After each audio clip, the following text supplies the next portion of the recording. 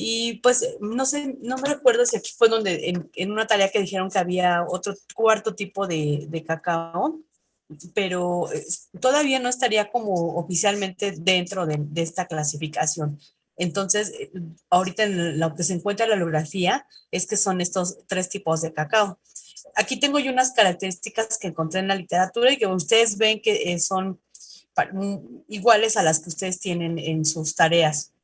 Nada más quiero recalcar que, bueno, el criollo es el cacao de los mayas y fue el que conocieron los españoles. Este, este cacao es, la verdad es que sí es un cacao con un sabor interesante, muy bueno. Y hasta la fecha se cultiva. Fíjense que sí está el cultivo, aunque no es el que más se cultiva en todo el mundo, como ustedes vieron en sus tareas. Sí, sí hay este mercado para este cacao criollo y pues se vende a un buen precio.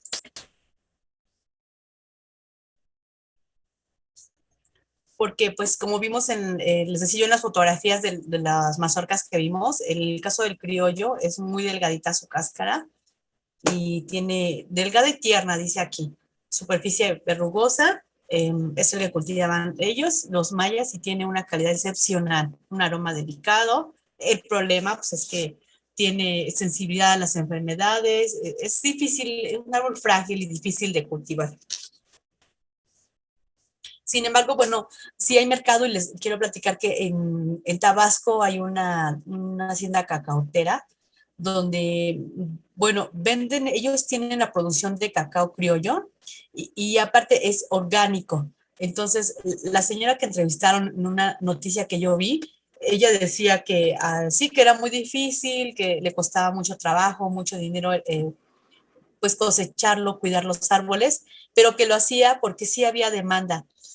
Más o menos, fíjense, les voy a decir, el precio del cacao está, si lo compramos para proceso en planta, a estar alrededor de entre 40 y 45 pesos el kilo. Ella decía que cuando ella producía ese cacao y lo vendía, ese cacao criollo, el kilo del cacao llegaba a costar entre 140 y 150 pesos el kilo. Y resulta que pues quien compra ese cacao era en el extranjero y le dijeron pues que de dónde específicamente y decía que de Bélgica. De Bélgica le pedían que cosechara para ellos, que cultivara este cacao. Entonces ya pues eso entra en el tipo gourmet, lo quieren específicamente pues para hacer chocolates deliciosos y bueno, allá en Europa pues sí hay quien pague, o sea, el nivel de vida es más alto, entonces ellos, si compran ellos ese cacao a ese precio, es porque cuando elaboren sus chocolates, imagínense, no tienen que recuperar su inversión y que aparte pues hay gente allá que sí consume y sí va a pagar ese chocolate. Entonces, pues hay mercado para todo. Decía ella que aquí en México, pues no lo vende porque la gente no lo va a pagar para producir, porque cuánto costaría ese chocolate. Sin embargo, me acuerdo que una vez el director pagó, consiguió, o más bien le ofrecieron unos cuantos, ni siquiera una tonelada, creo que eran 500 kilos de un cacao criollo. Entonces me hizo muy interesante, yo guardé una muestra por ahí, nos tocó analizar, sí lo ocupamos en nuestro proceso, pero sí pensaba yo, digo, ay, es un desperdicio echarlo así en la línea normal, podríamos haber hecho algún chocolate particular, ¿no? Como una línea plus, pero pues era muy poquito cacao criollo. Pero lo bueno es que sí me tocó conocerlo. También otra característica importante del cacao criollo es que es de un color blanco, o sea, no es violeta completamente como vimos nosotros en las fotografías, en la prueba, en esa prueba donde se cortaron las semillas, es como de un color blanquito. Entonces, sí, sí es interesante este tipo de cacao y pues importante, ¿no? Bueno, ahora el forastero. El forastero, como bien ustedes dijeron, es el cacao que representa el 80% de la producción mundial, pues por la parte en que tiene un excelente rendimiento, es fácil cultivarlo. Entonces, es casi seguro que cualquier chocolate que nosotros comamos, compremos y comamos, pues muy probablemente pudiera tener cacao africano. Aquí las plantas de México, lo bueno es que tenemos todavía cacao mexicano, sí se usa y no hay problema, pero como les decía yo, por el problema de la plaga, perdón, de la plaga, no es plaga, perdón, por el problema de la monilia, de estos hongos, entonces mermó, se tiene que comprar el cacao del extranjero. Entonces yo creo que cuando comemos algún chocolate, pues sí, sí debe de tener cacao mexicano y un poco de estos forasteros extranjeros, ¿no? Forasteros de los dos lados.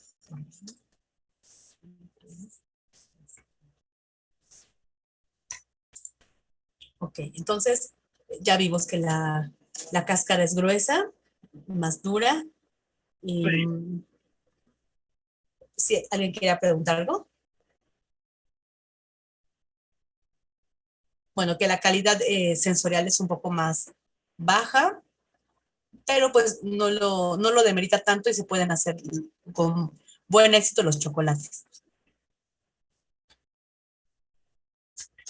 Dice, bueno, como dice aquí, fuerte tenor de taninos, es decir, es muy amargo.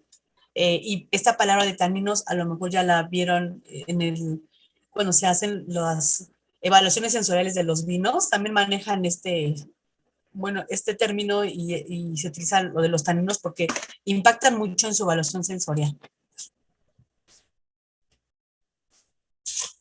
Bueno, pero el excelente rendimiento, ¿no? Es lo que lo hace.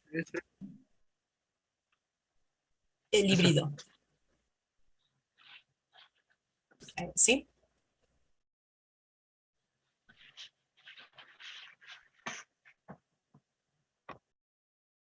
Ok, sigo.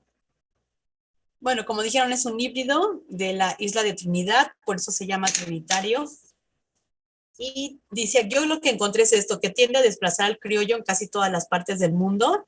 Fíjense que no considero que sea tan cierto eso, porque pienso que sí tiene su mercado el criollo.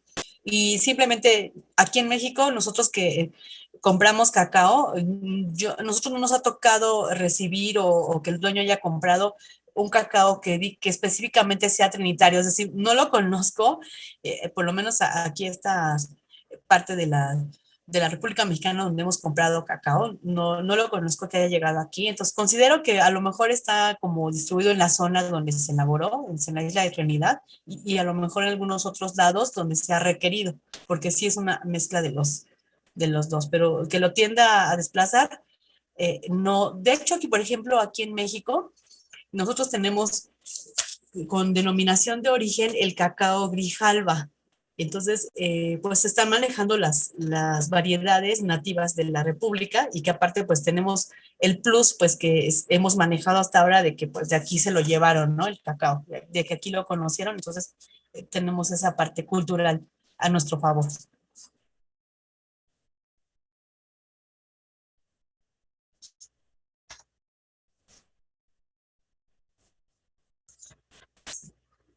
Ok, llegamos al ciclo de cultivo del cacao. Bueno, el ciclo empieza en el vivero. Se hace la siembra de las semillas y se obtienen pequeñas plantitas que se mantienen en el vivero hasta que son lo suficientemente fuertes para pasarlas a la tierra. Entonces, de ahí ya tenemos la plantación de la planta del cacao. Aquí, por ejemplo, se menciona muy directo que de la plantación ya podemos ver el árbol crecido y con flores, pero resulta que este proceso no es así como tan corto. En realidad, el crecimiento, ¿sí? ¿Algún comentario? Bueno, Su necesidad. el tiempo que se pasa para que esta plantita llegue a ser un árbol grande son más o menos entre 3 y 5 años. Entonces, sí se tarda algo, aquí se ve como rapidísimo, pero no, sí hay un buen tiempo en lo que el árbol crece. Y hasta que el árbol está totalmente maduro, entonces comienza a dar flores y por lo tanto frutos. Entonces, mientras solamente tiene el follaje, pasa todo ese tiempo. Por eso es que es difícil su cultivo desde esa parte, ¿no? Que sí tenemos que esperar varios años para que pueda empezar a dar flores y frutos.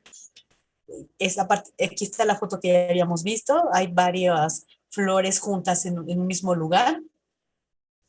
Y la flor cuando ya empieza a ser fruto, primero es como una vaina, dijimos que eran como unas vainas, pero que como son pequeñas se les llama chilillo, entonces tiene la forma de un chile, como se ve ahí en la fotografía. Pero cuando el chilillo, bueno, cuando la vaina es muy pequeña se le llama chilillo, y ya cuando madura completamente, pues ya se le llama mazorca, así como se ve aquí en la diapositiva. La mazorca cuando por fin madura, cuando ya no es verde, vamos a ver un proceso de fermentación. Este proceso de fermentación le va a dar un cambio importante en el sabor, en el sabor de este grano de cacao y finalmente de nuestro chocolate que vamos a elaborar. Este proceso de fermentación ustedes ya lo revisaron en la tarea y entonces después de haber concluido este proceso de fermentación nos vamos a secar el grano con el fin de que tenga una humedad razonable para poderlo comercializar sin que se descomponga, sin que se eche a perder. Y ya una vez seco, con la humedad óptima, se ponen sacos de yute, también en sacos de rafia se puede comercializar y de esa manera es como llega a las fábricas de proceso, así como lo vamos a recibir. Este proceso que ustedes ven aquí, bueno, pues todo eso ocurre en el campo y ya nosotros lo que hacemos en las plantas de proceso, pues ya nada más recibir el grano fermentado y seco para que empecemos a hacer su transformación. Pero aquí pues está mencionado qué es lo que ocurre en el campo. Nosotros, por ejemplo, que somos una empresa mediana, no tenemos injerencia en todas estas partes del proceso en el campo, pero hay empresas muy grandes que sí tienen esta oportunidad de pues, vigilar estos puntos directamente en el campo, sobre todo el punto de la fermentación, que es muy importante. Y empresas grandes como, por ejemplo, Nestlé tiene un centro de investigación de cosecha en Ecuador. También Mars tiene un centro de investigación, espero no equivocarme, me parece que me parece que está en Colombia. Y en ese sentido ellos pues ya tienen la oportunidad de vigilar todo este proceso en el campo y con el objetivo de que el grano esté bien fermentado, bien secado, bien cultivado y el chocolate que se haga a partir de esos granos pues entonces sea de excelente calidad. Esto pasa de manera similar como en otras empresas, ¿no? No sé, por ejemplo, pienso en las fábricas como en la Alpura, que dicen que ellos tienen supervisión en los establos, les ponen música a las vaquitas, ven su alimentación, etcétera. Y entonces la leche que obtienen de estos establos, pues es una leche de muy buena calidad, por lo tanto el producto terminado, pues también va a tener esas características. Entonces, emulando a esas empresas, también aquí ocurre, pero les digo, solamente en las empresas muy grandes tienen oportunidad de pues, tener injerencia en el campo. ¿Qué hacemos las otras fábricas que seamos más pequeñas? Pues lo que toca es hacer un desarrollo de proveedores y entonces vigilar bien con lupa lo que ustedes están recibiendo en la planta de proceso, pues con el fin de tener una muy buena materia prima, calidad de materia prima y por lo tanto pues tener un buen producto terminado.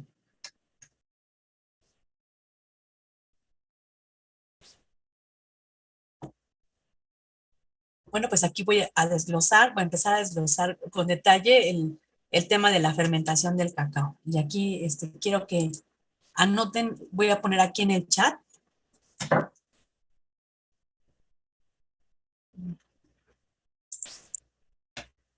que este primer punto que vamos a ver de la fermentación es el primer punto de desarrollo del sabor para el chocolate. Entonces aquí voy a poner cuáles son los otros más. De una vez los vamos a mencionar. Puntos de desarrollo sabor, sabor.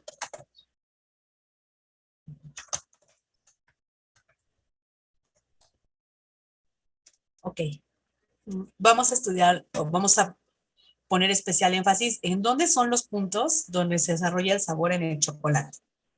Entonces, el primer punto es la fermentación. Ahorita vamos a estudiarlo, pero de una vez les voy a poner los otros dos. El segundo punto es el tostado. ahí estarán de acuerdo conmigo sin decirles así como más, que ustedes lo han visto, no sé, en el café, como es el tostado del café les da otro perfil más maduro, más interesante al café que si fuera crudo.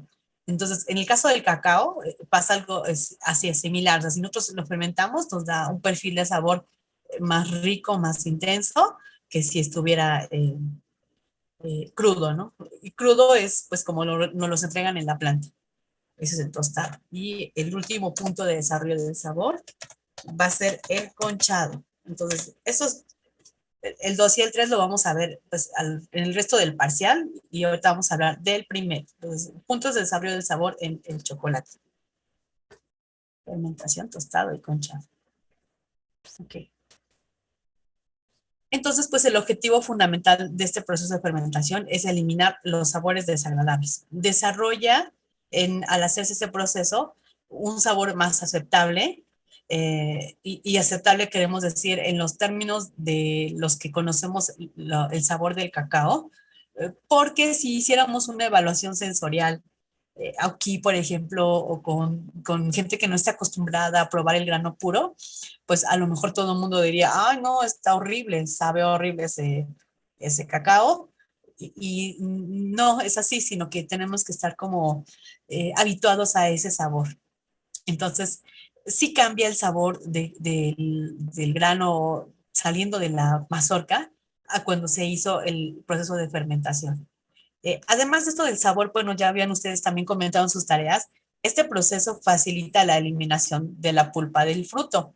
La verdad es que lo que está pasando es que esa pulpa es consumida, es utilizada para la primer parte de la fermentación, que es la fermentación alcohólica. También la fermentación alcohólica, yo creo que ya la han visto ustedes en otras materias, pues es una fermentación donde vamos a utilizar una fuente rica de azúcares y pues levaduras, ¿no? Microorganismos, levaduras específicamente. Y pues cuando eliminamos nosotros la pulpa del fruto por el proceso de fermentación, lo podemos secar más rápido. Y aquí ya vamos a ir mencionando el siguiente proceso después del fermentado, que es el secado. También la fermentación ocurre en el café. En el café también se le puede hacer una fermentación, aunque el café tiene muy poquito mucílago, muy poquita pulpa, es una especie de cerecita, porque ahí también lo importante es la semilla, no es la pulpa, o sea, no es la fruta, sino la semilla. Entonces, también se le puede hacer un proceso de fermentación y definitivamente mejora el sabor del café también.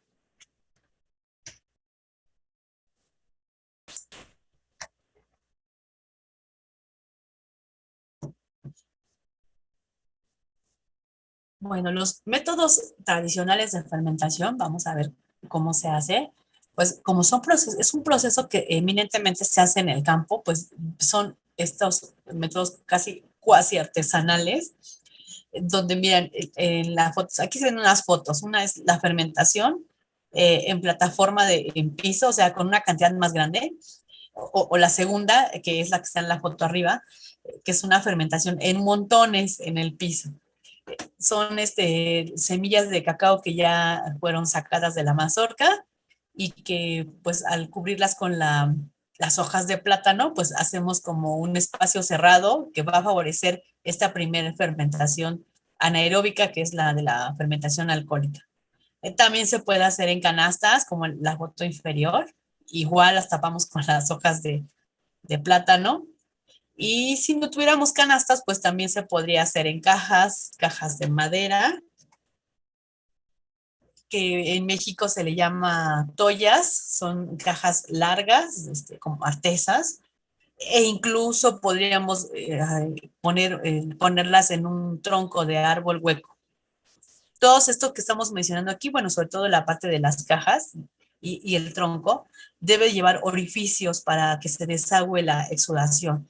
Si ustedes ya llevaron esta parte de la fermentación alcohólica, saben que un subproducto de la fermentación alcohólica es el agua.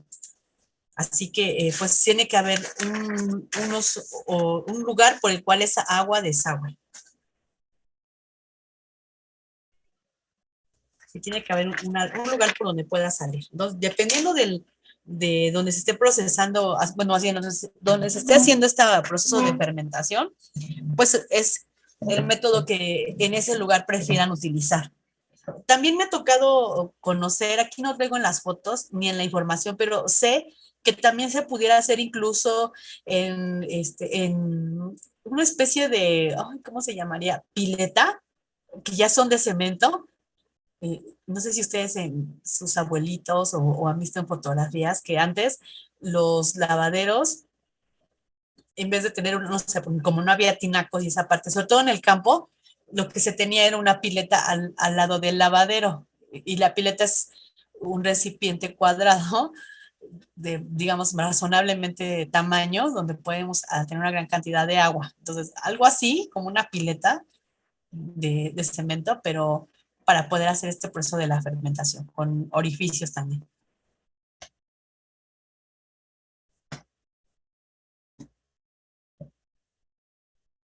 Bueno, pues vamos a empezar a hablar de las reacciones que ocurren en la fermentación. Ustedes ya más o menos saben estos procesos.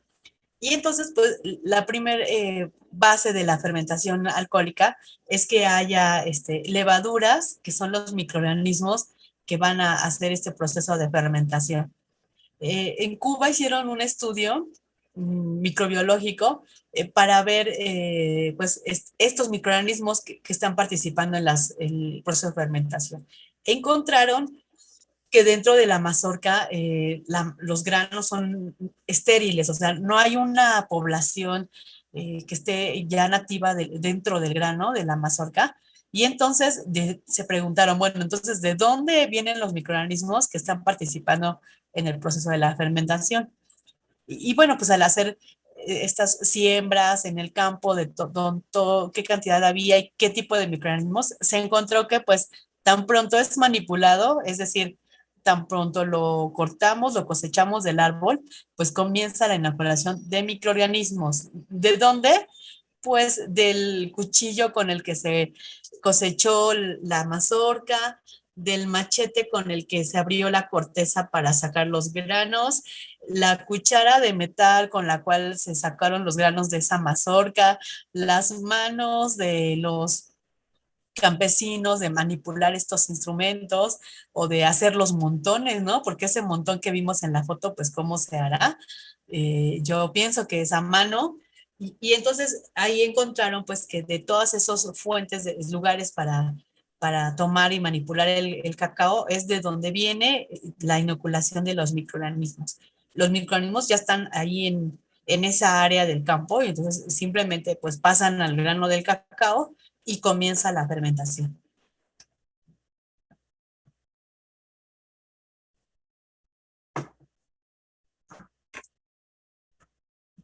Bueno, pues ya dijimos que la primera que ocurre es la fermentación alcohólica y la que la van a llevar a cabo son las levaduras.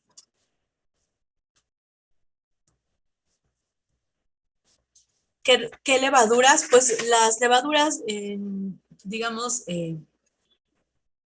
pues que están en todos lados, como los que están ahí indicados, Saccharomyces, Cándida, ¿cómo se llama esta? Sigo Saccharomyces, Pichia, Rhodotórula, es decir, de las naturales que andan que son como poblaciones que andan en todos lados. Estas levaduras, bueno, se les dan sus condiciones, por eso se les tapa con las hojas de plátano para que haya condiciones anaeróbicas y puedan llevar a cabo este proceso, estas levaduras. Aquí quiero comentar algo que leí una vez, que es un estudio que hicieron unos españoles donde llevaron a cabo una fermentación en laboratorio utilizando específicamente levaduras para la producción de cerveza. Entonces ellos cuando ya hicieron esta fermentación, se hizo un chocolate, notaron que le daba sabores particularmente exquisitos al chocolate si se hacía la fermentación específicamente con esta cepa. Se tuvo que hacer obviamente en laboratorio, pues para que no la contaminaran otras levaduras, otros microorganismos. Entonces es interesante porque, bueno, ahí se van estudiando otras variables que pueden afectar el sabor. Pues se hace en el campo y la que esté ahí, ¿no?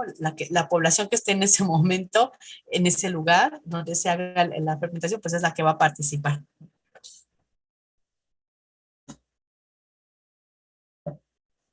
Bueno, pues este proceso de fermentación dura entre 2 y 3 días y los productos, ustedes ya los conocen si han estudiado la fermentación alcohólica, es obviamente alcohol etílico, también se obtiene algo de ácido cítrico, hay CO2, pues hay burbujeo, el burbujeo que ya es conocido por todos, de cuando se está fermentando, está haciendo burbujas, es porque hay producción de CO2. Así es. Y bueno, pues no es el objetivo de que hagamos la revisión completa de la fermentación alcohólica, simplemente, bueno, mencionamos lo más importante. Yo pienso que ustedes ya han revisado este punto de la fermentación en alguna otra materia, ¿no? Con más detalle.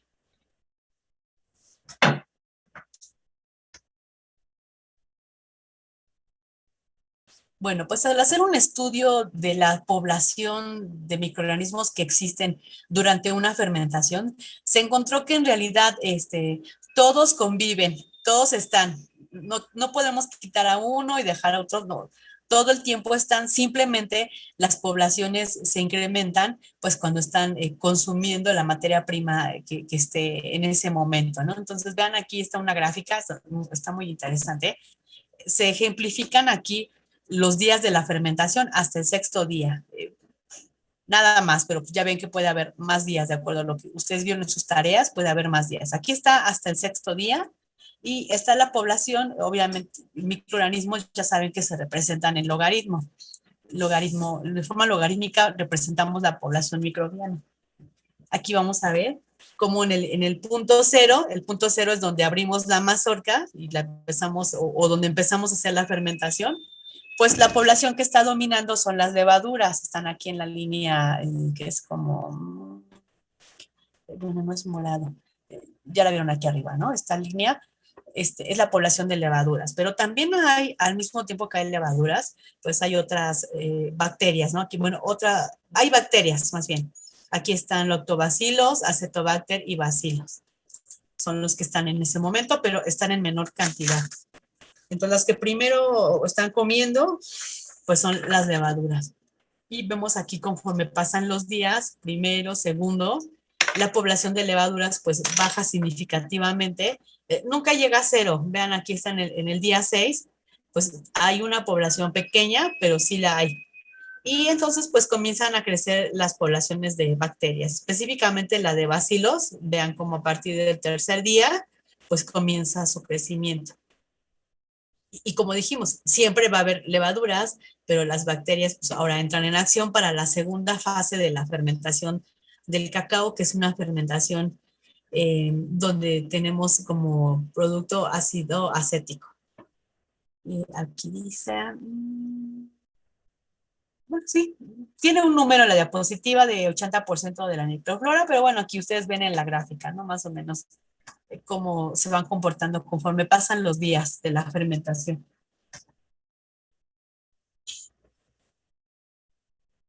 Ok, estas bacterias que empiezan a crecer una vez que la población de levaduras acabó su función, oxidan el alcohol etílico que se obtuvo de esta fermentación a ácido acético.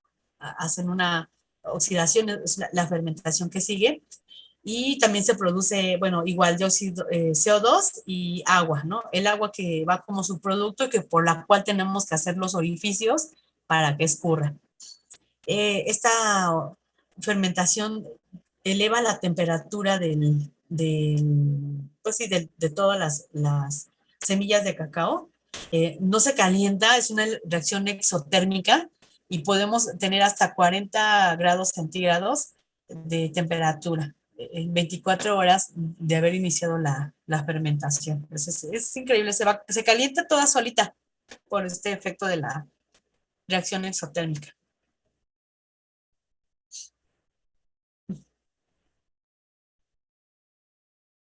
Y entonces, bueno, aquí hay una explicación para la formación del sabor y es que al hacer al producirse estas reacciones y estos productos, se muere el grano.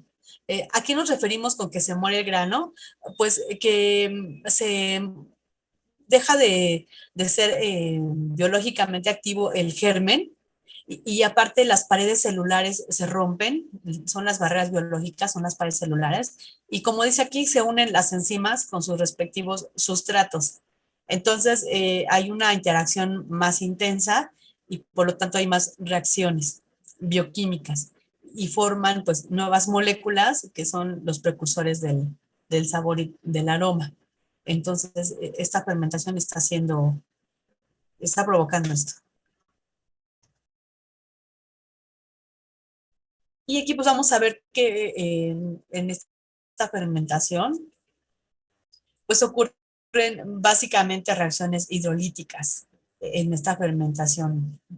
Y el proceso que sigue, que es el proceso de secado, ahí vamos a tener reacciones oxidativas. Ahorita vamos a hablar también ya del secado y hablamos juntos porque, ¿qué creen? Que sí necesitamos que inmediatamente que acabó la fermentación, secar el grano.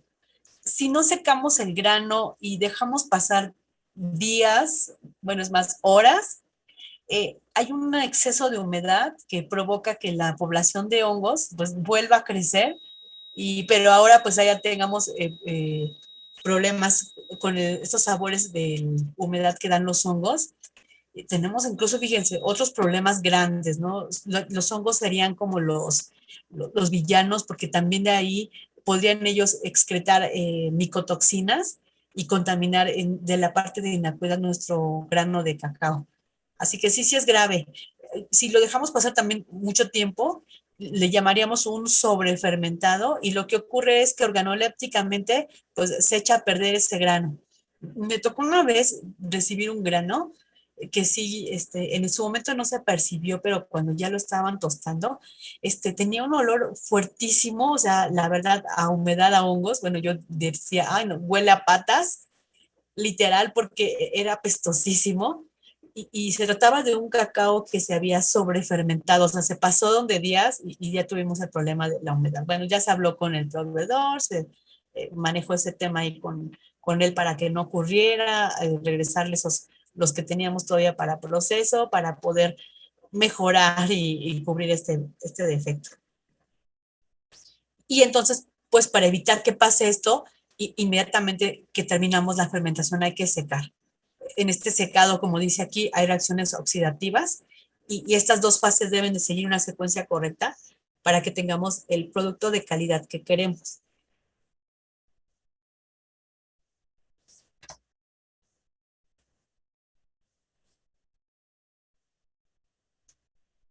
Bueno, pues lo normal es podemos considerar de 5 a 6 días. Creo que en sus tareas encontraron esta de 5 a 7, me parece bien, el periodo usual de la fermentación. Entonces, la información que yo encontré dice que depende del lugar, pudieran variar estos días, que si se hace esta operación de fermentado en África, entonces se abre después de 5 días, ¿no? Para poderlo ya comercializar. En Trinidad, más o menos 5 a 7 días. Y mencionan que en España, en Granada, el periodo es de 9 a 11 días, considerado el más largo. Obviamente, si hablamos de España, estamos hablando de pues, un invernadero, un lugar de investigación donde están monitoreando el fermentado, ¿no? Porque dijimos que esa no sería como una zona para donde se cultivara el cacao.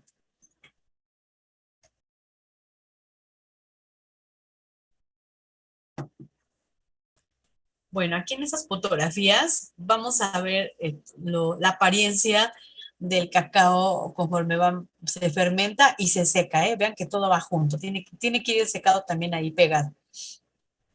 Bueno, pues en la extrema izquierda, en la parte de arriba, es el grano recién sacado de la mazorca. Está todo el mucílago y se ve de color blanco, ¿no? Ya dijimos que es como una guanábana. Así se ve fresco.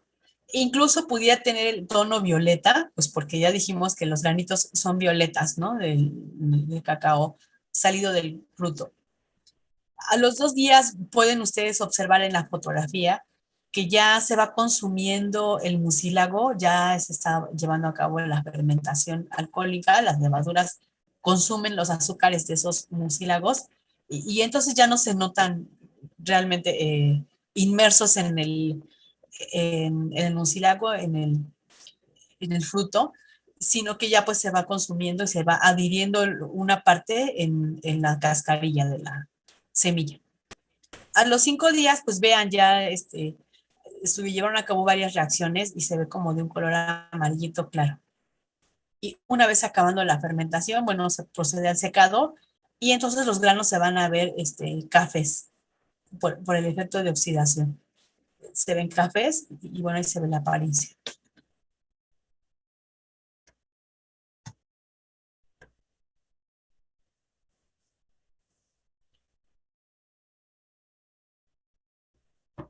Bueno, el secado. El secado es súper importante porque vamos a llevar la humedad del cacao, del grano, a los niveles deseados. El nivel deseado de humedad es 6 a 6,5%. Con esta humedad se logra que el cacao no se eche a perder por un exceso de humedad, sea manipulable, transportable, para poder entregarse en las plantas de procesamiento de chocolate. En este secado, pues como dijimos, se completan las reacciones oxidativas y también dan lugar a los precursores del aroma y el desarrollo del color. Eso es un proceso importante, este secado del cacao y llevarlo a este nivel de humedad deseado, 6 a 6,5%. Aquí en México existe la norma del cacao fermentado y en esta norma se nos permite comercializarlo en 7% de humedad.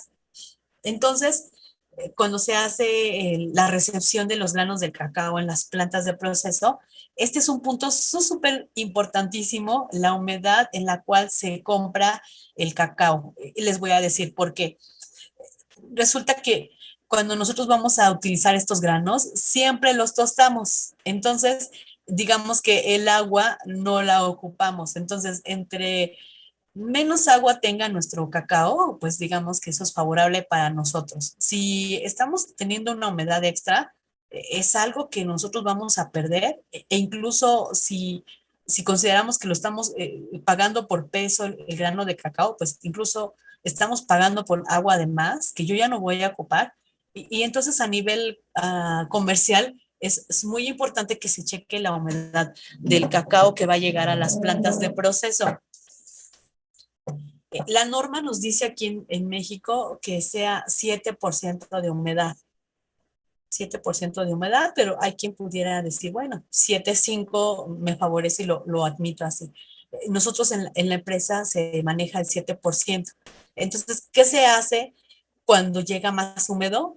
Lo que se hace es, pues, descontarle al proveedor esa humedad o esa... Entonces, vamos a hacer aquí un pequeño ejercicio. Por favor, vamos a imaginar que estamos recibiendo un tráiler de cacao con 30 toneladas, pero que cuando se muestreó este grano de cacao, se encontró que tenía una humedad de 7,8%. Entonces, eso quiere decir que cuando se haga el pago de este tráiler de cacao, de estas 30 toneladas, yo le tengo que descontar a mi proveedor la humedad excedente. Entonces, la humedad excedente va a ser el 0,8%. Así que saquen su calculadora en su celular. Por favor, calcúlenme el 0,8% de las 30 toneladas de cacao.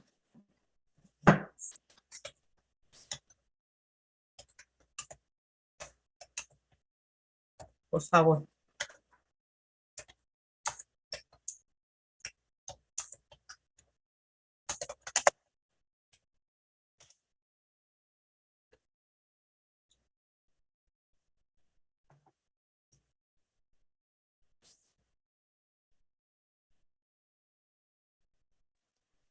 Serían 24.000 kilos, profesora.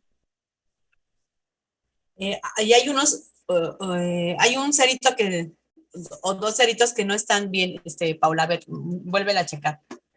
30 toneladas son 30,000 kilos. Esos 30,000 kilos son el 100%. ¿A cuánto equivaldría el punto 8? Son 240 kilos. Eso, exacto. Sí, nada más hay un detalle con los ceros. Entonces, sale 240 kilos que yo no le voy a pagar al que me entrega el tráiler del cacao. Sí, gracias por el dato. Y vean, más o menos, como les decía, cuesta entre 40 y 45 pesos el kilo. Si yo los 240 los multiplico por 45, quiere decir que son 10,800 pesos que yo no le voy a pagar al proveedor al que me entrega el cacao, porque pues esa es un agua que pues finalmente yo no voy a ocupar. Y entonces yo me amparo en la norma y digo, no, pues yo nada más lo de la norma que tiene que llegar así. Entonces, y uno diría, bueno, pues 10,800, ¿qué son? Pero para el que está vendiendo, pues sí, sí impacta, ¿no? O sea, sí, se manejan cantidades a nivel industrial muy grandes, de millones incluso, pero siempre es importante pues que se pierda lo menos posible. Entonces el proveedor va a vigilar que su cacao esté bien, con el fin de que cuando se le pague, pues se le pague bien completo, ¿no? El precio y los kilos completos.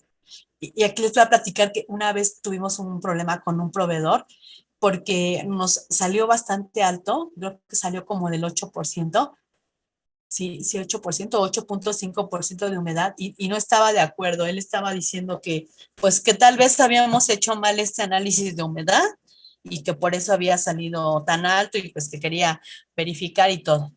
Resultó que cuando hicimos la investigación, pues sí, nosotros ya le demostramos que sí estaba bien ese cálculo de humedad, pero se hizo una investigación y se checó, pues que ese cacao se compró en un tiempo de lluvias y que pues en el trayecto estuvo lloviendo, venía de Chiapas, me acuerdo bien, estuvo lloviendo y tenía unas ranuras ligeras el techo del tráiler, entonces estuvo goteando hacia adentro del cacao. Incluso como hacía mucho calor, pues el mismo cacao sudaba y la humedad se quedaba, pues se condensaba en el tráiler y caía de nuevo encima de él. Así que pues ahí fue un problema del clima y pues del transporte, ¿no? En ese punto. Desgraciadamente pues sí, él tuvo que, ni modo, dejar que se les descontara y dijo que iba a procurar vigilar más los transportes, con el fin de que no le volviera a ocurrir, porque dice él que él estaba seguro, él tomó la humedad cuando se embarcó ese cacao y estaba dentro de la norma. Por eso es importante, porque esto es a nivel comercial, ya saben que ya dijimos, ¿no? Lo del dinero impacta muchísimo. Entonces, determinación de humedad, importantísimo, por la parte del pago. Y porque a nivel industrial, pues vamos a manejar toneladas que vamos a estar comercializando. Ok, gracias. Aquí vamos a avanzar. Ya vieron.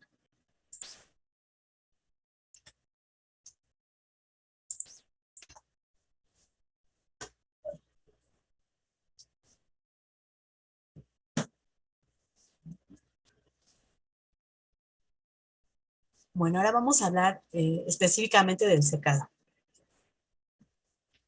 Ya que acabó la fermentación, lo secamos. Y hay dos maneras de hacer el secado, al natural y de manera artificial.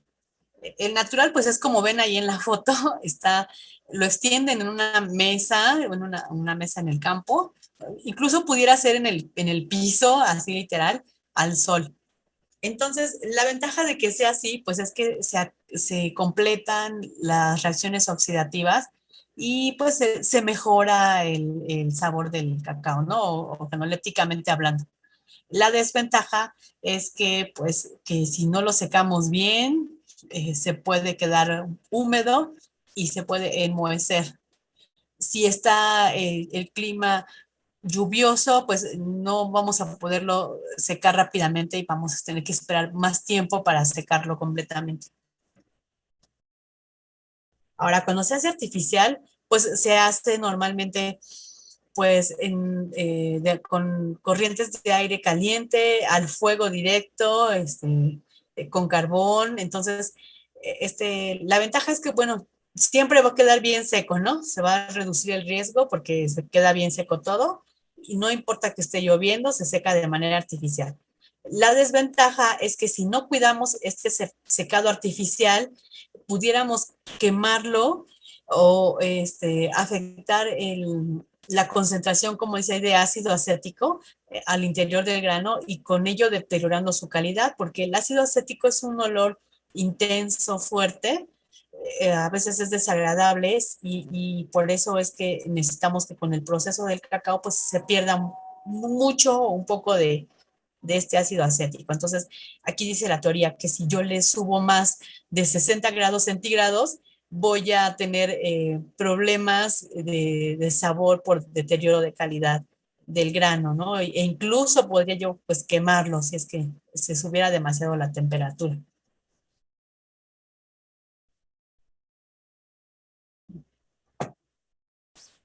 Bueno, esta primera parte, bueno, la preparé con esta bibliografía. ¿Alguien tiene alguna duda, alguna pregunta? No, profesora, No, ninguna. maestra. Ninguna, profe. Ok, dejen, voy a poner la otra clase.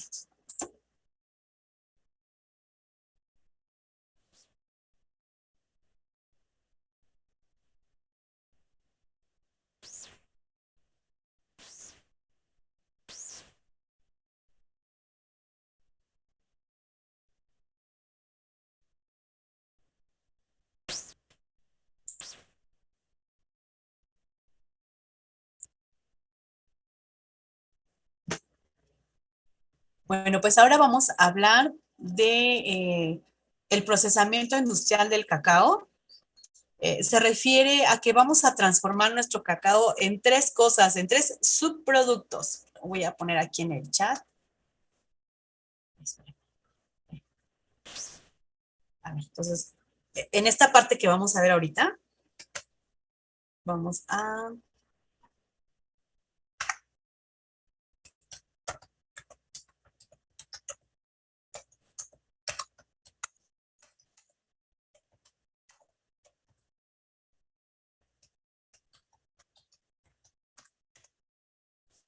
Vamos a transformar nuestro cacao en sus subproductos, que yo ahorita voy a poner a continuación. Son tres.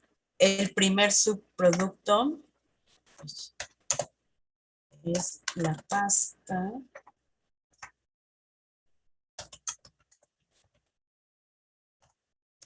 pasta de cacao. El segundo es manteca de cacao. Y el tercero es la cocoa. Cuando yo elaboro un chocolate, voy a utilizar el cacao, pero así, en sus subproductos, es decir, procesado. O yo puedo utilizar, de acuerdo a lo que nos dice la norma 186 de chocolate, puedo utilizar uno, dos o los tres subproductos del cacao para elaborar mis chocolates. Entonces, vean, por eso es que el chocolate blanco sí es un chocolate, porque ya habíamos dicho en la introducción que el chocolate blanco solamente ocupa la manteca de cacao.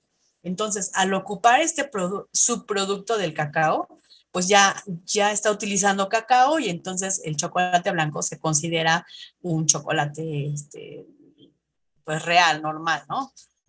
Pues dependiendo de las fórmulas, hay fórmulas o quien haga sus fórmulas pudiera ocupar los tres ingredientes, pudiera ocupar cocoa, pasta y manteca, no hay ningún problema.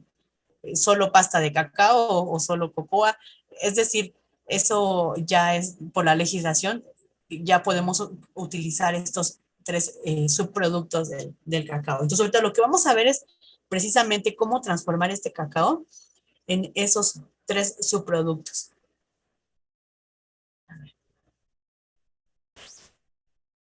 Y bueno, aquí en esta primera parte vamos a ver las primeras operaciones que son limpieza y tostado, cribado y la molienda.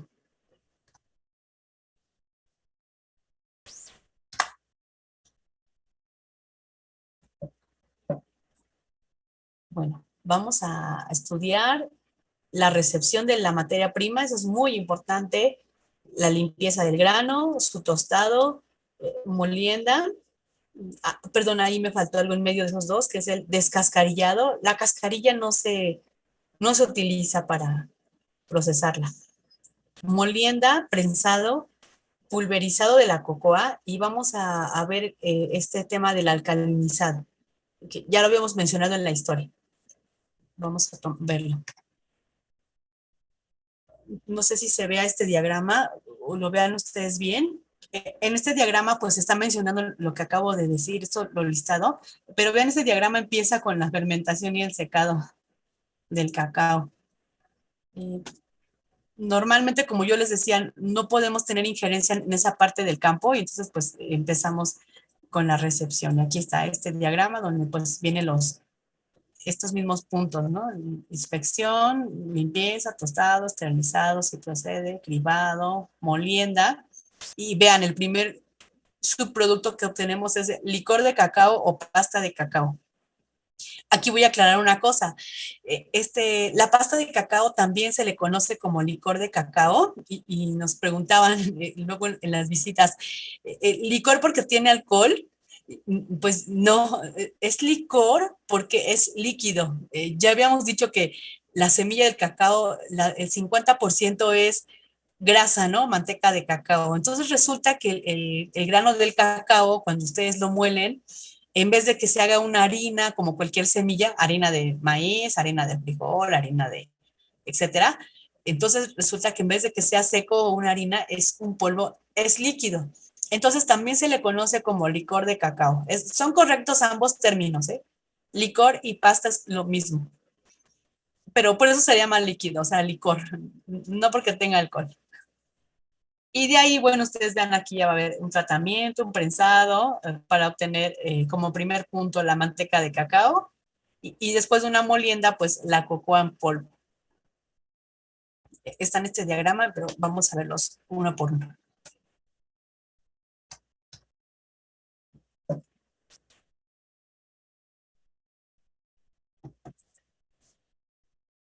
Bueno, pues vamos a hablar de la recepción, que es un punto vital. Si nosotros no tenemos injerencia en el campo, pues el punto donde vamos a podernos dar cuenta si está bien la fermentación o no es aquí, en la recepción del grano de cacao, en calidad, ¿no? Normalmente, pues esto ya saben, se hace en el área de calidad. Primero les quiero aclarar que cuando se hace la recepción del grano, es importante tener el mayor, o sea, una muestra súper representativa. Es muy grande la muestra que se toma. Se muestrea durante todo el tiempo que se esté descargando el cacao.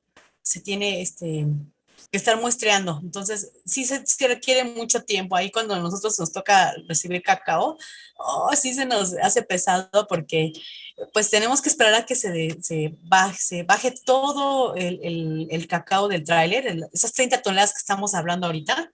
Tenemos que esperar a que toda se descargue y ir tomando muestreos. Entonces, sí nos requiere bastante tiempo. Y el primer punto que se le hace a ese muestreo que hacemos del tráiler, pues es la humedad. Y aquí, bueno, pues ya platicamos el punto de la humedad, ¿no? ¿Por qué es tan importante? Segundo lugar, vamos a realizarle una prueba de corte.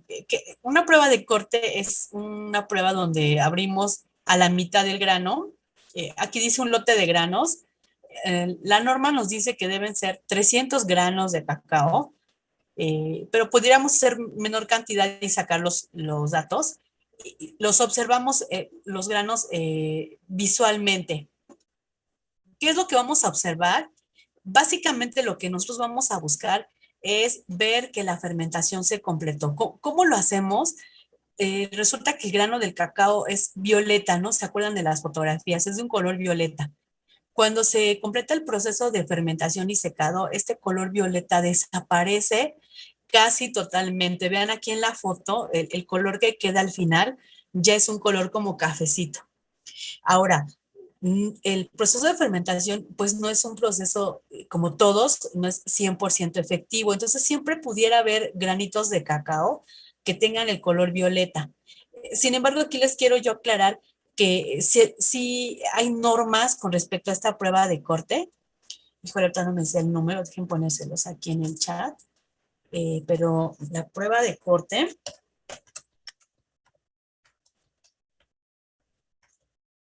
eh, permite hasta un 10% de granos violetas. La prueba de corte permite hasta un 10% de granos violetas. Entonces, ustedes cortan el lote de granos, que podrían ser desde 100 granos y hasta 300 granos, como dice la norma, y calcular un porcentaje de granos de color violeta todavía. Si no pasan del 10%, se acepta el lote, está bien fermentado. Podemos, en términos reales, podemos decir que está bien fermentado. Si pasara de 10% estos granos violetas, se requiere hablar con el proveedor porque entonces no cumple, estuvo mal fermentado, no cumple las características que requerimos. Aquí se los puse en el chat. Entonces, por eso se hacen las pruebas de corte, para ver el grado de fermentación que tiene nuestro cacao.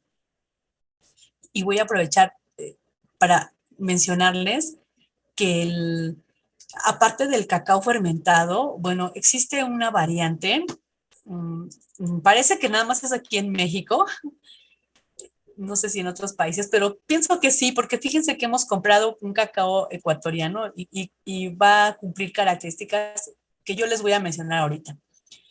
Bueno, resulta que los productores, pues a veces no quisieran esperar el tiempo de fermentación y lo que más quisieran es pues comercializar rápidamente sus cacaos.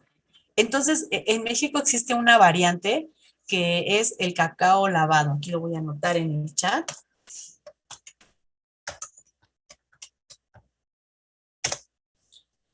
¿Cuál es el cacao lavado? Es un cacao que no se fermentó, que le voy a quitar el mucílago, se lo voy a quitar lavando esas semillas. O sea, lo lavamos con agua, le quitan el mucílago, el que está inmerso en nuestras semillas de cacao, y proceden al secado inmediatamente. Entonces no hacen el fermentado.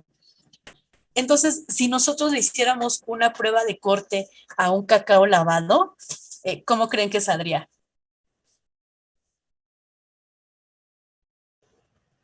Violeta. La pasaría. Así es. Así es, chicas, es violeta, o sea, como no hubo fermentación, pues saldrían violetas. Entonces, en una prueba de corte de un cacao lavado, pues no aplicaría este límite, es más, no se evalúan, porque ya damos por entendido de que pues no está fermentado, van a venir muchos violetas. Es correcto, o sea, todos o la gran mayoría van a venir violetas, no se hace esa evaluación del grado de fermentación de un cacao lavado. Y se comercializa en México, pues porque, como les digo, porque es que, pues ya para de una vez ya venderlo y las plantas que lo ocupen. Y la planta de proceso lo compra, pues para tener como una variación de los perfiles de sabor. No va a ser tan rico como un cacao fermentado, pero digamos que también se puede hacer chocolate de ese. Y entonces, pues, digamos que tiene ciertas ventajas en el sentido, y vamos otra vez a los costos. Un cacao lavado es más barato que un cacao fermentado. Entonces, esto nos permitiría pues poder hacer alguna mezcla y tener pues una reducción del costo del chocolate. Y por eso se comercializa. O sea, sí existe y sí se comercializa. Incluso me parece que también ya existe la norma del cacao lavado, así como está la norma del cacao fermentado, donde viene esta prueba, bueno, mencionado las características de la prueba de corte, ya está también la del cacao lavado. Ok. Bueno, cuando lo cortamos el grano, también se pueden observar otras características, como cuál, los granos rotos. Nos afectan los granos rotos, sí, en el sentido de que como si ya viene abierto, cuando yo lo tueste, pues va a haber mucha merma, esas granos que no están enteros, bueno, van a caer en el fondo del tostador, se pueden perder, a lo mejor se queman porque ya viene en trozo. Mm, si ya está ahí descascarillando, pues a lo mejor parte de esos granitos, como ya están muy chiquitos porque se trozaron, se van a ir a la cascarilla en vez de irse a lo que yo voy a procesar. Es decir, sí nos impacta un poco el que esté roto. Entonces se evalúa eso en la prueba de corte, que ya viene roto el grano. Es deseable que no venga así, ni muy alto, pero eso ya se platica con el proveedor. Otra cosa que puede venir mal es que tenga infestación con insectos. Pero aquí quiero aclararles algo importante. Como yo no voy a quitarle perdón, como yo le voy a quitar la cascarilla, entonces aquí por eso sí es importante abrir el grano de cacao de manera natural, como viene del campo, pues puede tener plagas de insectos. Pero si el insecto no ha penetrado al interior del grano, digamos que no me va a afectar porque yo voy a tostar y a quitarle, a descascarillar este grano y ahí se irían los insectos, ¿no? Si no han entrado al interior, no me afecta, pero se tiene que evaluar esto en esa prueba de corte. Entonces también están los límites. Si hay insectos que no hayan entrado. Ahora, este dato es súper dificilísimo que ocurra y les voy a decir por qué. Porque cuando se hace la recepción de la materia prima, pues se hace una revisión de plagas precisamente en el grano del cacao. Ustedes tienen que hacer una revisión minuciosa del tráiler con los sacos del cacao, donde pueda uno, hasta donde pueda uno llegar, y lo que buscamos son plagas vivas, eh, larvas, palomillas o insectos, ¿no? Escarabajos. Los buscamos minuciosamente, o sea, sí, la verdad es que sí, nos dedicamos a buscarlos. Si los encontramos vivos, eso quiere decir que ese cacao no se fumigó y que esa plaga viva pues pudiera seguirse reproduciendo en la planta y que además, fíjense, de que les va a afectar el cacao, pues se puede ir a otras zonas y afectar los productos terminados o lo que tengamos en planta. Entonces, siempre las revisiones de plagas se hacen en productos que vengan del campo. Y si nosotros vimos que nuestro grano de cacao no trae plaga viva, entonces muy probablemente cuando ustedes hagan la prueba de corte, pues no van a aparecer ahí. Lo ideal es que cuando yo haga el muestreo de ver si tiene plaga viva, encuentre muertas quizás, o que no encuentre nada. Si están muertas, es que se fumigó bien. Si no encuentro nada, uy, mucho mejor, porque eso quiere decir que aparte estuvo en un lugar súper limpio, muy alejado aislado del medio ambiente en el campo, de tal manera que no tuvo problemas de plagas. Y este tema sí le toca calidad y pues está muy relacionado con la calidad de la materia prima. Entonces sí, sí nos tenemos que involucrar en esta parte de las plagas. Bueno, eso es con respecto a los insectos. Con respecto a los hongos, ¿qué pasa? A lo mejor hubo un problema con el chequeo de la humedad y pudiéramos observar que hay crecimiento de hifas de hongos en la superficie de los granos. Aquí se aplica la misma regla. Si yo cuando haga la prueba de corte, el hongo no está dentro del grano, ya no me importa porque el hongo se va a ir en la cascarilla, se va a quemar en el tostado y se va a ir en la cascarilla y ya no hay problema. Si encontramos adentro, sí es grave porque ustedes saben que los hongos producen micotoxinas y si producen micotoxinas, pues entonces esas se pueden ir en el producto. Se dice que las micotoxinas no las eliminamos ni con calor. Entonces, por eso es grave, por eso sí tenemos que monitorearlo. Si tuviéramos hongos dentro del grano, sí tendríamos que rechazar este cacao o por lo menos analizarlo con detalle para ver qué cantidad de aflatoxinas pudiera tener.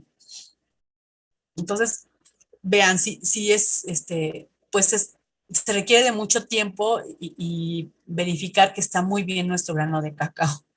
Buscar proveedores buenos y en general pues estar atentos a este punto.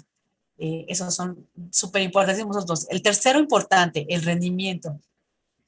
¿Por qué el rendimiento? Pues porque, como les estoy ahorita yo ya reiterando, yo del grano del cacao, lo único que voy a ocupar para hacer procesamiento es lo de adentro, ¿no? El granito del cacao. no quiero la humedad, por eso lo voy a tostar. Y no quiero la cascarilla es un residuo del grano del cacao. Entonces, voy a hacer aquí, les voy a pedir otro cálculo aquí en el chat. Nosotros, si buscamos literatura, creo que no existe, yo no he encontrado esa parte del rendimiento, el tercer punto de rendimiento, pero les voy a compartir el dato que nosotros hemos visto con tantos análisis que hemos hecho, que es para un cacao fermentado, el 80% de rendimiento. Entonces, el 80% es lo único que yo voy a ocupar. Entonces, vámonos nada más para ver el número de nuestras 30 toneladas. Por favor, calculen.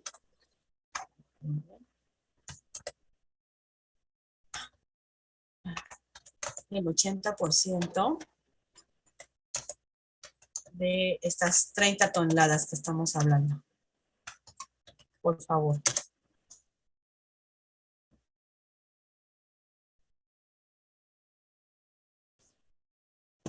¿Qué cantidades?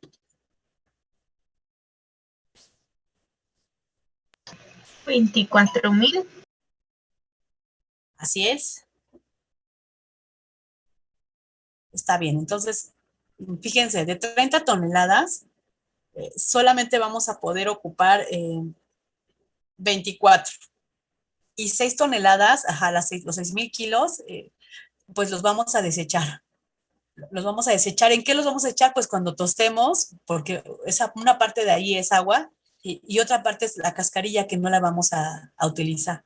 Entonces, fíjense, ahí nos vamos a empezar a explicar por qué es tan caro el chocolate, porque simplemente aquí de nuestras 30 toneladas son 6,000, las que no vamos a ocupar, 6,000 kilos, y si contamos por los 45 pesos que nos costó el kilo del cacao, fíjense, aquí son 270,000 pesos que se pierden de esas 30 toneladas, pues porque no lo vamos a ocupar, los vamos a desechar. Pues por ese motivo también es por el cual la cascarilla se vende como un subproducto, pues con el objetivo de recuperar un poco, ¿no? De lo que ya no podemos, eh, pues sí, ya no vamos a poder ocupar. En el caso del agua, pues no hay manera, porque pues el agua al tostarse se va a evaporar, entonces ya quién sabe dónde quedó, no lo vamos a poder hacer ningún provecho de ella. Pero de la cascarilla sí. Entonces, digamos que de esos 270,000 pesos que ya no se van a ocupar, pues vamos a poder recuperar un poquito si vendemos la cascarilla. La cascarilla es un desecho, no sé, no tiene una utilidad, pero ahorita que más adelante les comento otra cosa de la cascarilla. A ver, entonces vamos a seguir.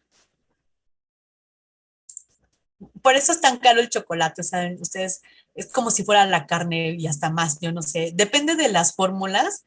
Por ustedes van a encontrar chocolates o sea, reales, de manteca de cacao, desde, 80 creo que ya ni se encuentra, pero vamos a suponer 80, 90, 100 pesos, 120, 150. Y bueno, hay chocolates tan caros como de 300 pesos.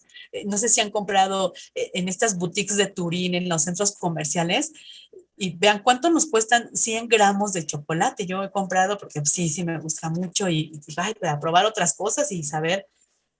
100 gramos de chocolate, yo los he comprado en 60 pesos. Entonces, 60 pesos. Ah, pero imagínense, 600 pesos el kilo, ¿no? Si compro 100 gramos a 60 pesos, ahora imagínense en Sanborns o en Liverpool, donde los gramos pudieran costar hasta 80 pesos. No, pues vemos que es pues carísimo, ¿no? Mucho dinero por un kilo de chocolate. Pero ustedes van a ver que pues por eso todo este tercer parcial es de chocolate. Entonces, sí implica mucho gasto y muchos costos. Por eso hacer chocolate sí es caro. Bueno, ya vimos el rendimiento a nivel laboratorio. Pues, ¿qué otra prueba? Ah, bueno, aquí. Otra prueba pues serían las aflatoxinas, que es lo que yo comenté con ustedes. Incluso aunque no encontráramos hongos, sí toca por ética hacer aflatoxinas. A lo mejor no tan seguido, es más, a lo mejor ni al mes, ni por lote, sino a lo mejor pienso yo cada 6 meses mandar a hacer algún lote de cacao para ver cuántas aflatoxinas tiene. monitorearlas, ¿no? Por la parte de la inocuidad. Ya saben que se tienen, bueno, no sé si es como estudios seguros, pero hay la teoría de que las micotoxinas pues nos podrían provocar cáncer, ¿no? Según lo que yo tengo entendido. ¿O alguien sabrá, tiene alguna información?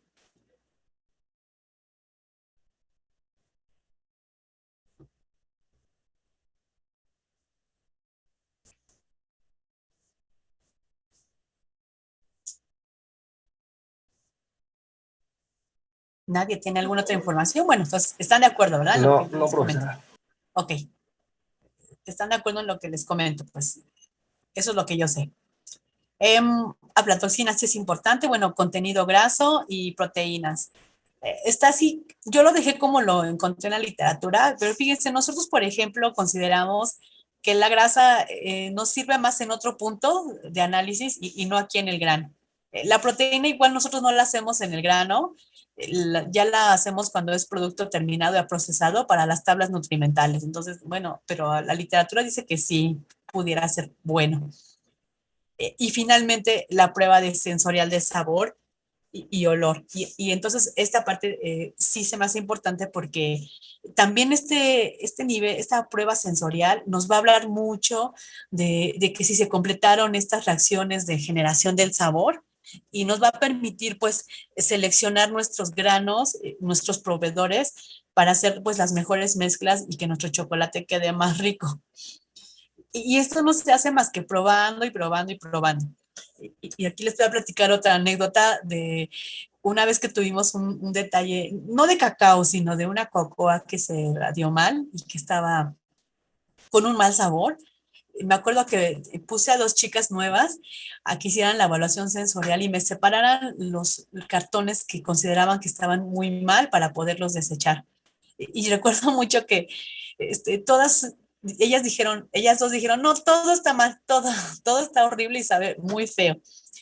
Y entonces la evaluación sensorial la tuvimos que hacer pues las personas que teníamos más años, otra chica que estaba también en el laboratorio y yo, hicimos nuevamente la evaluación sensorial y pues ya con los años de probar y probar y probar, pudimos separar bien lo que estaba mal de lo que estaba bien en ese lote de cocoa que tuvimos el problema de radiación.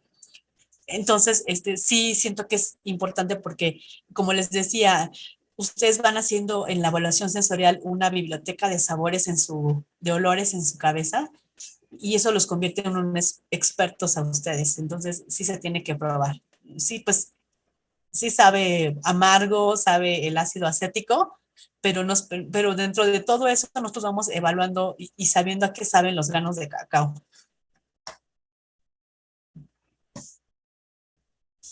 Bueno, este lo dejé también pues porque la literatura dice que microbiología. En la práctica nosotros consideramos que no tiene objeto hacerle un microbiológico. Si alguien quiere hablar.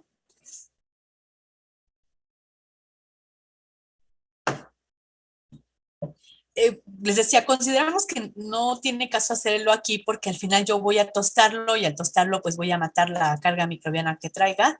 Entonces, no consideramos importante hacerlo aquí. Sin embargo, en algún momento dijimos, bueno, por curiosidad, vamos a ver cómo sale la microbiología. Pues como es un producto del campo, ya saben, 10 a la 4, 10 a la 5, pero lo que más nos impactó de ver, de hacer una evaluación micrológica de los granos de cacao, fue la diferencia que hay entre el cacao lavado y fermentado.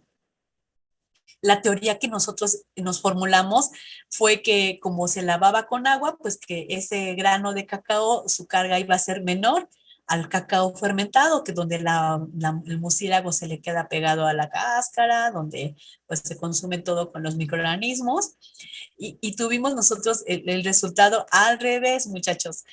La carga microbiana más alta estaba en el cacao lavado y no en el fermentado. Entonces ya haciendo nuestras conclusiones y explicándonos por qué pudo haber salido más alto, repitiendo nuestros análisis microbiológicos, la verdad llegamos a la conclusión de que pues el agua con el que se lava ese cacao lavado no era como el agua más limpia y aséptica, ¿no?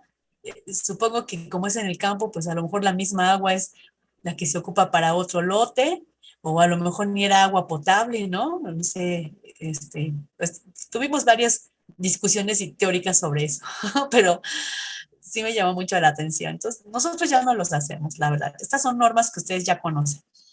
No las hacemos por el que lo vamos a tostar, pero sí, ese ejercicio nos pareció interesante. Bueno, ya nos vamos a ver unas dos diapositivas y ya ahí lo vamos a dejar. Y bueno, hasta ahí se acaba. Fíjense cuánto duró la recepción del grano del cacao. Súper analizado, súper checado. Y pues vamos a proceder a la primera operación, que es la limpieza. Maestra dijo que no, o sea, que en la práctica no se hacía el análisis microbiológico porque se hacía el tostado, ¿verdad? Así es, sí, nosotros la verdad, les soy sincera, no lo hacemos ya por ese motivo. Nosotros ya no. Yo no sé si en otras plantas de procesadoras de cacao, o sea, no sé, por ejemplo, no me imagino si en Nestlé, cuando procesen su cacao, le harán microbiológico al grano. Les mentiría. Nosotros, la verdad, consideramos que no, ya no es necesario porque pues lo voy a tostar. Así es. Bueno, pues vamos a hablar de la primera operación, que es la limpieza. La limpieza se hace porque pues al ser un producto del campo, pueden venir materias extrañas combinadas con estos granos de cacao. Entonces, esta operación se hace en un equipo que básicamente son unos tamices que tienen movimiento para que se vaya, pues sí, tamizando, colando, y corrientes de aire para quitar cosas como ligeros, no sé, hojas que tuvieran ahí de árbol, y además te ponen imanes porque resulta que pues también trae metales. Entonces la materia extraña que puede tener es, como dice aquí, piedras, sí ha pasado que tenga piedras, varas, carbón de la operación de secado, cáscaras de la mazorca y pues las hojas de los árboles, y en los imanes hemos encontrado así cosas que yo diría, ¿cómo llegó ahí? Pero sí hay tornillos, clavos, corcholatas, monedas de otros países. Me acuerdo que una vez conocimos las monedas de República Dominicana porque venían en un lote de cacao. Esto que yo les digo no es que vengan todos los lotes, chicos, o sea, esto es, no sé, una o dos veces al año se encuentran cosas así súper extrañas, pero se tiene que hacer la limpieza. Y el cacao mexicano, ¿qué creen que viene muy limpio? Sí salen, pero poco, ¿no? Pocas cosas. Pero por eso se tiene que hacer esta operación de limpieza, para quitar todo esto, pues que no debe de ir ahí. Sobre todo la parte de los metales, porque vamos a imaginar que la mazorca se fue, bueno, pues ya la mazorca se tuesta y se va a desechar junto con la cascarilla. Entonces, a lo mejor no me preocupa tanto. Una hoja de árbol, uy, pues esa va a desaparecer igual en el tostado, ya no va a estar ahí. Entonces, pero por ejemplo, un metal sí me preocuparía, porque si entra el metal a las bombas con las que yo estoy moviendo mi chocolate, pues me la pudiera descomponer, ¿no? Entonces, sí, esto sí es importante quitarles los metales. Entonces, se ponen imanes y ahí se van quedando.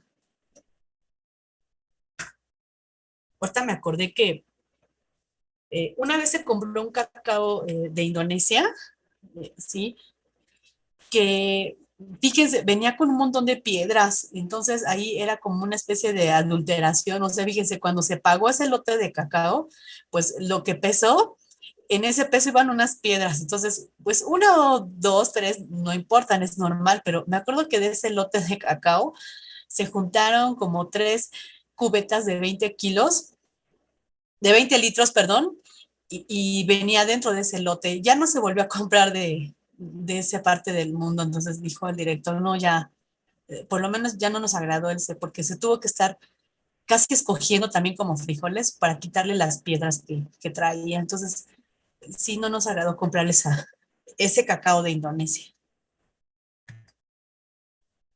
Vamos a dejarlo ahí, miren, empezamos mejor el tostado en la siguiente para hablar ya con más calma.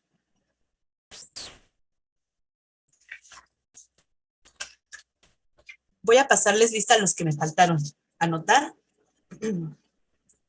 Habrá llegado Jesús Bautista. Ok, ¿no? José Luis Cabrera. No.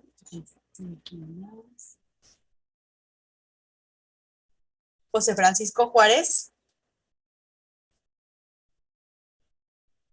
No. Alfonso Martínez. No. Y ya. Son los que me faltaban. Todos los demás tienen asistencia. Profesora, Sí. ¿y qué tan seguido reciben lotes de cacao? Uy, se compra todo el tiempo. El cacao se compra, pues, fíjate, pudiera haber algún mes donde todas las semanas llegara cacao. Y si tenemos mucho cacao, a lo mejor compramos una vez al mes. O sea, pudiera ser desde 1, 4, y si hay mucho cacao, si es tiempo de cosecha, no sé, yo considero que a lo mejor 10 veces en ese mes recibimos cacao.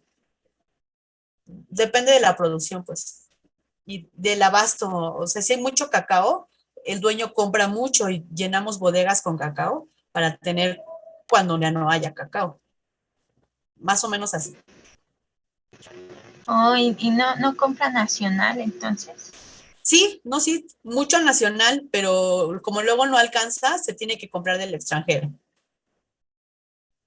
No, sí se compra nacional, Nadia, pero el abasto no es suficiente por lo que comenté del problema este de la monilia y que no hay suficiente cacao. Es más, fíjense, aquí bueno, te voy a comentar ya todos los que, lo que están todavía, pues que resulta que precisamente las empresas grandes Nestlé tienen como tienen esos centros de investigación, tienen convenios con las haciendas cacaoteras. Entonces, como que ya lo tienen apartado para ellos. Entonces, las otras empresas, pues la verdad, vamos a tener que buscar de lo que quede, quién nos puede vender cacao. Entonces, ese también es otro problema de comercialización. O sea, si ellos ya acaparan el cacao, pues, ¿qué hacemos los demás? Pues tenemos que conseguirlo en otro lado. Pero sí compramos mucho nacional. Yo creo que nuestra mezcla es de 70 y 30, 70% cacao nacional, 30% cacao extranjero. Pero me han platicado de otras fábricas donde pudiera ser más diferente. Creo que una auditora nos dijo que en otra fábrica habían ella preguntado y que tenían 50% de cacao nacional y 50% de extranjero. Entonces, pues sí, ese es un problema de abasto, ¿no? De oferta y la demanda. Ya a esos niveles, pues sí, se tiene que buscar de donde haya. Nadie. Pues sí, profesora. Gracias. De nada. Muy bien, pues que tengan un bonito fin de semana. No hay tarea y nos vemos el lunes. ¿Vale? Gracias, Vale, prof. Gracias. Gracias, profesora. Nos vemos, muchachos. Hasta luego, prof. Bye.